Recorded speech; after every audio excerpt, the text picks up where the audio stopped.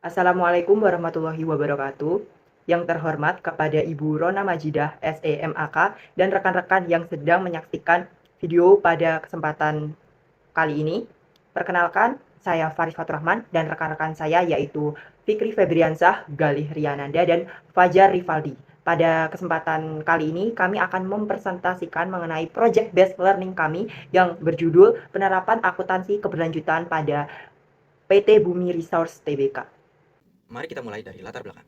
Di tahun 2024, PT Bumi Resource atau Bumi menghadapi tantangan operasional yang cukup berat. Faktor cuaca seperti hujan ekstrim menyebabkan penurunan produksi yang berdampak pada turunnya pendapatan hingga 19,06%. Namun, ada hal yang menarik di sini. Meskipun pendapatan turun dan operasional terganggu, Bumi justru berhasil meningkatkan laba bersih. Lebih hebatnya lagi, komitmen mereka terhadap lingkungan tidak kendor. Data menunjukkan mereka tetap mengeluarkan dana besar yaitu sekitar 72,05 juta USD untuk pengelolaan lingkungan dan 6,97 juta USD untuk CSR. Fenomena ini menjadi dasar mengapa Bumi mulai menerapkan konsep double materiality. Ini penting untuk melihat bagaimana akuntansi biaya lingkungan dicatat dan dilaporkan di tengah tekanan bisnis. Lalu yang berikutnya, isu konseptual. Dari kasus Bumi tersebut, muncul 3 isu konseptual utama yang perlu kita pahami dalam akuntansi lingkungan. Yang pertama, dilema laba versus lingkungan. Seringkali perusahaan harus memilih antara memaksimalkan profit jangka pendek atau menjaga kelestarian alam.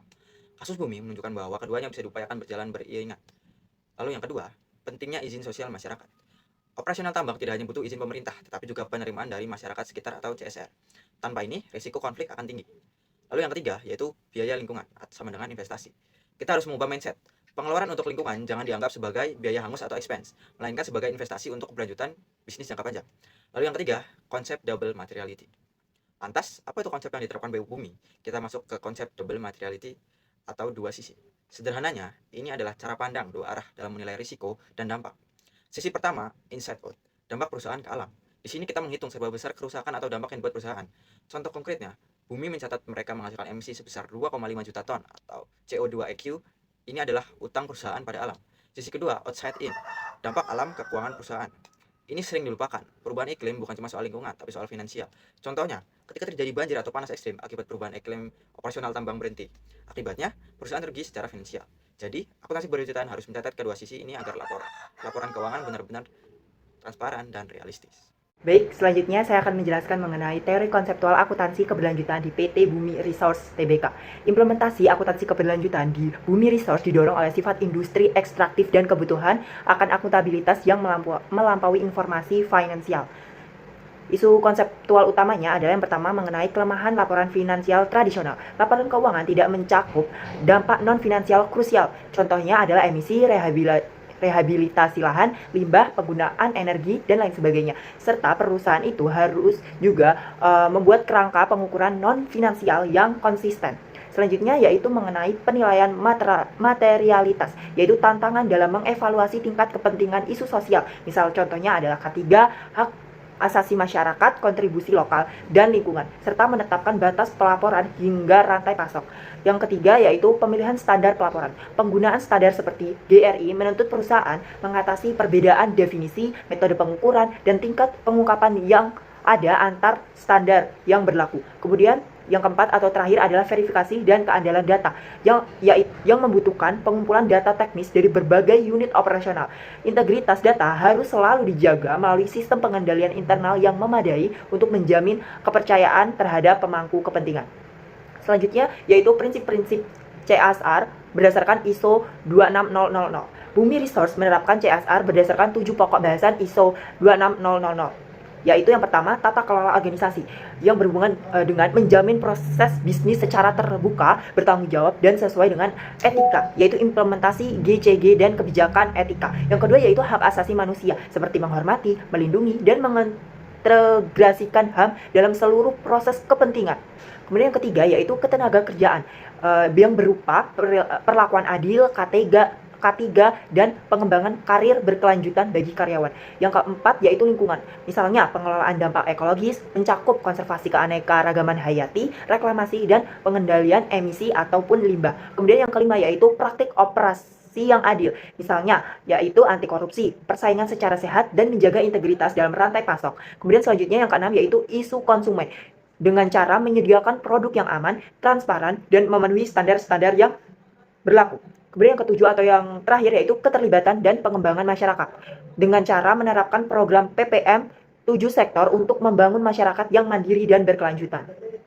Selanjutnya saya akan menjelaskan mengenai triple bottom line atau TBL. Keberlanjutan itu diukur dari keseimbangan 3 dimensi utama. Yang pertama yaitu people atau sosial, di mana fokusnya adalah pada tanggung jawab sosial seperti HAM, K3, upah adil, dan kontribusi kepada masyarakat. Misalnya kesejahteraan masyarakat. Kemudian yang kedua yaitu planet atau lingkungan, yang fokusnya itu pada perlindungan lingkungan dan pengurangan kerusakan ekosistem. Misalnya pengelolaan emisi, efisiensi sumber daya, dan rehabilitasi. Kemudian yang ketiga yaitu profit atau ekonomi, di mana fokusnya pada pencapaian keuntungan yang etis, penciptaan nilai ekonomi jangka panjang, dan kontribusinya terhadap fiskal atau pajak. Kemudian selanjutnya saya akan menjelaskan mengenai kategori biaya lingkungan. Pengeluaran yang muncul untuk menghindari, mengurangi, dan memperbaiki efek negatif pada lingkungan itu disebut biaya lingkungan. Ini dia beberapa kategori biaya lingkungan. Yang pertama yaitu biaya pencegahan. Ini adalah investasi yang dilakukan sebelum terjadinya pencemaran atau kerusakan yang dapat dilakukan oleh perusahaan. Misalnya saja menggunakan teknologi bersih dan pelatihan. Kemudian yang kedua yaitu biaya deteksi atau pemantauan, yaitu berupa pengeluaran untuk mengukur dan menilai keadaan lingkungan. Misalnya saja melalui audit lingkungan maupun pengujian limbah. Kemudian yang ketiga yaitu biaya pengendalian dampak internal, yaitu penanganan limbah dan polusi di area kerja. Kemudian biaya pemulihan atau rehabilitasi eksternal yang berupa perbaikan dampak yang terjadi di luar area operasional. Kemudian yang terakhir yaitu biaya kepatuhan dan administrasi dengan cara memenuhi setiap kewajiban hukum, misalnya izin lingkungan, AMDAL, dan sertifikasi.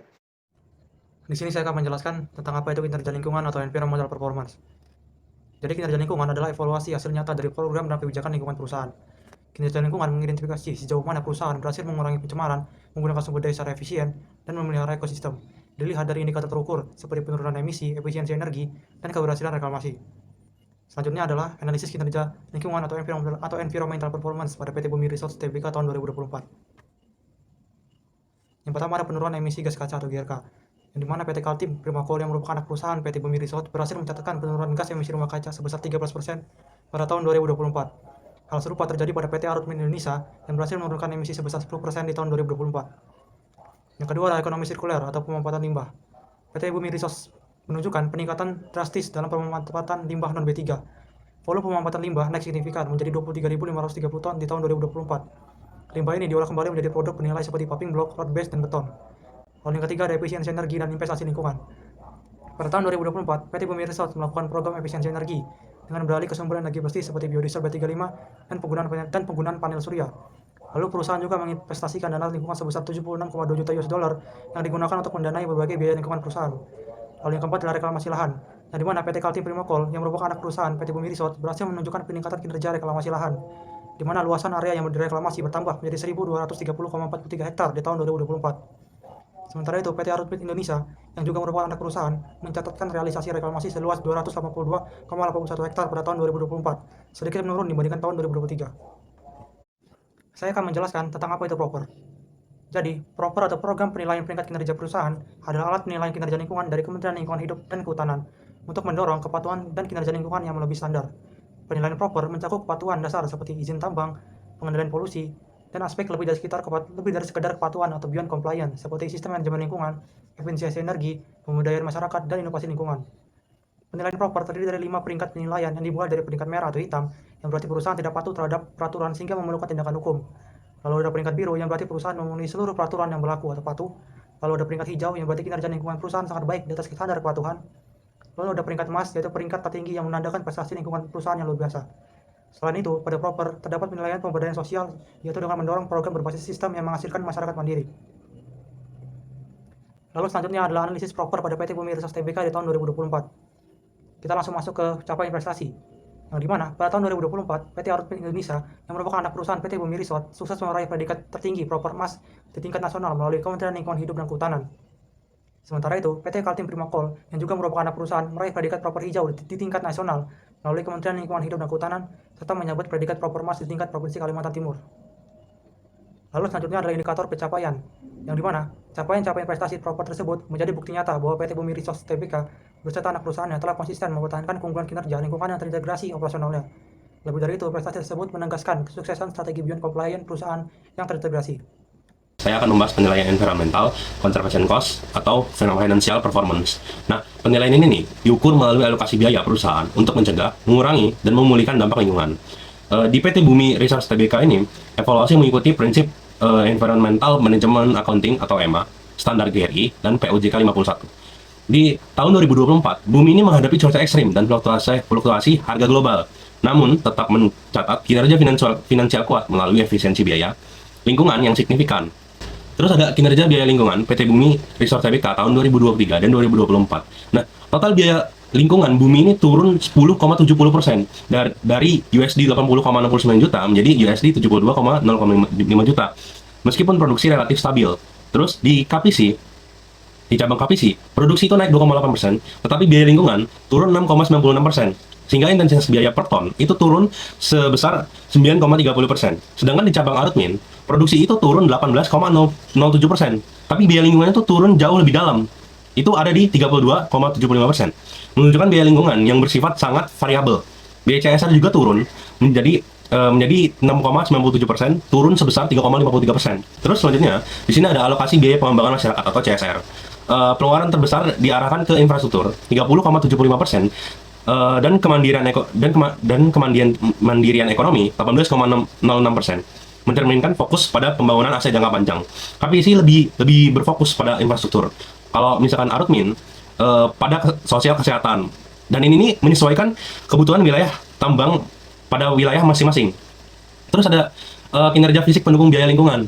KPC dan Arutmin sama-sama menunjukkan penurunan emisi GRK, skop 1 dan 2, pengurangan konsumsi energi, dan peningkatan kegiatan reklamasi di beberapa lokasi. Nah, KPC juga meningkatkan pemanfaatan limbah, faba, hingga 71,31%, serta penggunaan oli bekas sebagai substitusi energi.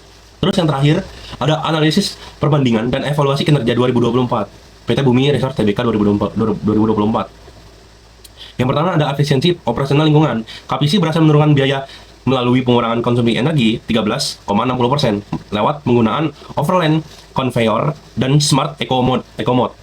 Efisiensi ini menciptakan penghematan sekitar 6,76 juta USD.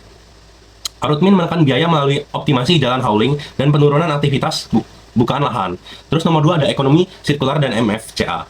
Bumi menerapkan MFCA. Faba dimanfaatkan sebagai bahan konstruksi dan penetral AAT, menekan biaya pembelian mineral dan biaya limbah. Oli bekas digunakan sebagai pengganti solar untuk campuran bahan peledak dan menghasilkan penghematan jutaan dolar. Nah, terus nomor 3 ada efektivitas biaya sosial. Biaya komunitas atau CSR dikelola sebagai investasi strategi untuk stabilitas operasi dengan rasio 0,51% dari pendapatan. Program ini terbukti efektif karena tidak terjadi gangguan sosial sepanjang 2024. Terus nomor 4 ada dekarbonisasi dan penghindaran pajak karbon. Penurunan emisi sekitar 375.000 ton CO2 berpotensi mengurangi beban pajak karbon kurang lebih sebesar 11,25 miliar. Efisiensi energi menjadi instrumen proteksi terhadap kewajiban regulasi pajak karbon mendatang. Nah, segitu atau sekian materi dari saya dan akan dilanjutkan oleh teman saya. Terima kasih. Baik. Selanjutnya saya akan menyimpulkan materi ataupun dari project based learning kami, yaitu berdasarkan analisa yang telah kami lakukan, PT Bumi Resource Tbk telah menunjukkan komitmen yang sangat kuat dalam menerapkan prinsip-prinsip akuntansi keberlanjutan. Hal ini terlihat melalui integrasi dari aspek non-keuangan seperti pengelolaan limbah dan program sosial yang didasari oleh prinsip CSR, ISO 2600, dan kerangka triple bottom line. Kemudian perusahaan juga berhasil menunjukkan hasil nyata dari kebijakan lingkungan melalui pelaporan kinerja yang mencakup emisi, limbah, dan reklamasi. Baik, itu dia yang dapat kami sampaikan. Kurang lebihnya kami mohon maaf. Kami akhiri. Wassalamualaikum warahmatullahi wabarakatuh.